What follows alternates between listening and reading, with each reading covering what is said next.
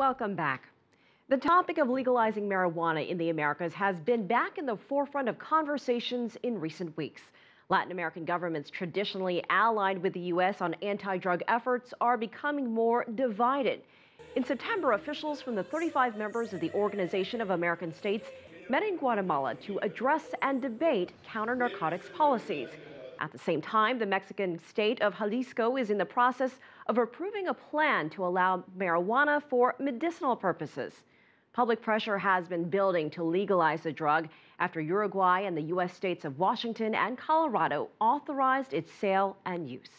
Joining us now to discuss these developments is our political analyst, Laura Carlson. She joins us now from Mexico City. Laura, welcome. Can we see a regional agreement on legalizing marijuana in the coming months?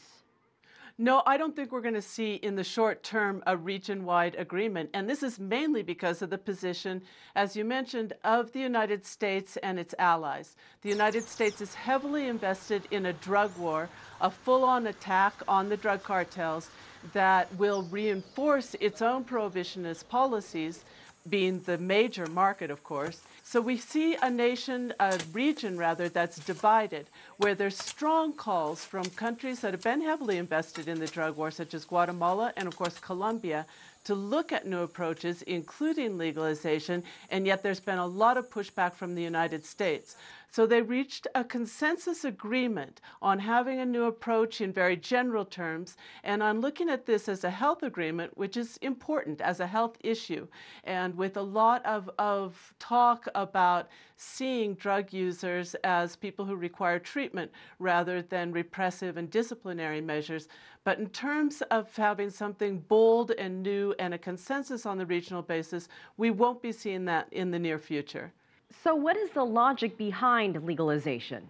Well, the logic behind legalization varies a little bit from one country to another. In Uruguay, which has legalized marijuana, what they're saying is the opposite of the traditional argument that marijuana is a gateway drug to harder drugs. And what they're saying is if we separate this out into a separate legal market, then people who smoke marijuana will not be going underground and dealing with dealers who will sell them harder drugs. And they're hoping then to get control of something that's relatively harmless within society in order to focus efforts on the harder drugs that are much more harmful both to health and to society in terms of crime and violence.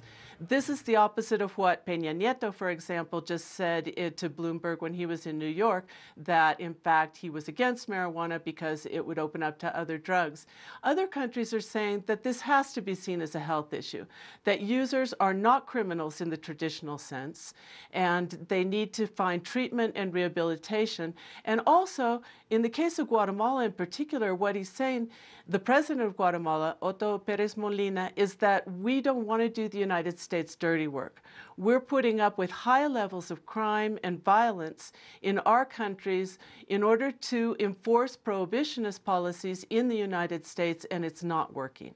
Well, Laura, I want to add to that because more than 1 million people are arrested in the United States for drug-related offenses. That is who takes up a lot of room in the prisons here. Can Latin America do the same, or is there enough room for people with drug offenses in those countries?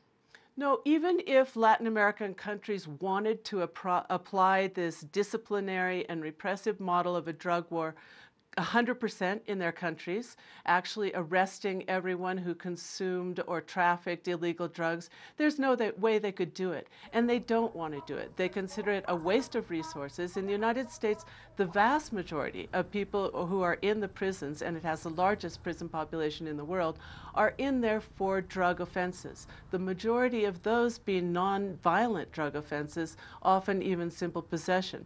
Latin American countries already have major problems in their prisons with overcrowding, and they have no desire whatsoever to follow this path of the United States.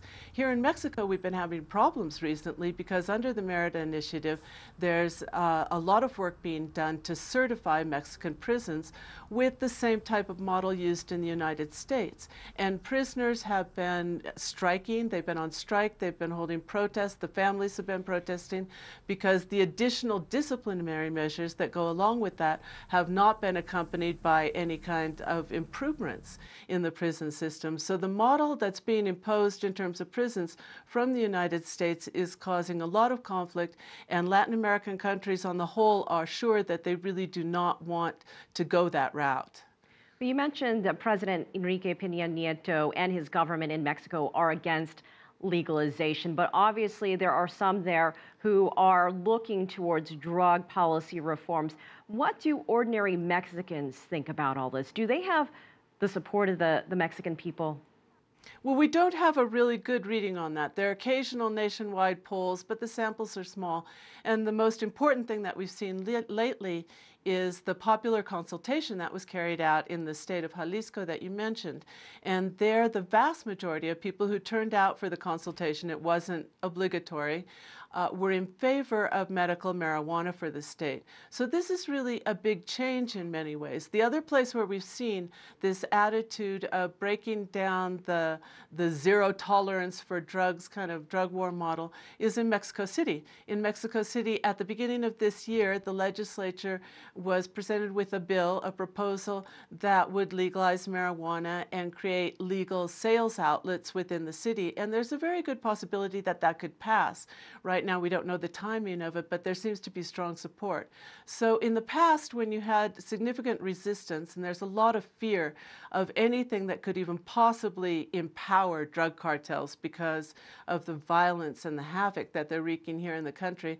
But in the past, where we had a pretty outright rejection of drug policy reform, that's beginning to erode, and we're seeing particularly certain parts of the country and sectors of society that are saying, we know that what we've been doing doesn't work, and it's time to try something new. All right, America's Now political analyst Laura Carlson, thank you so much for joining us from Mexico City.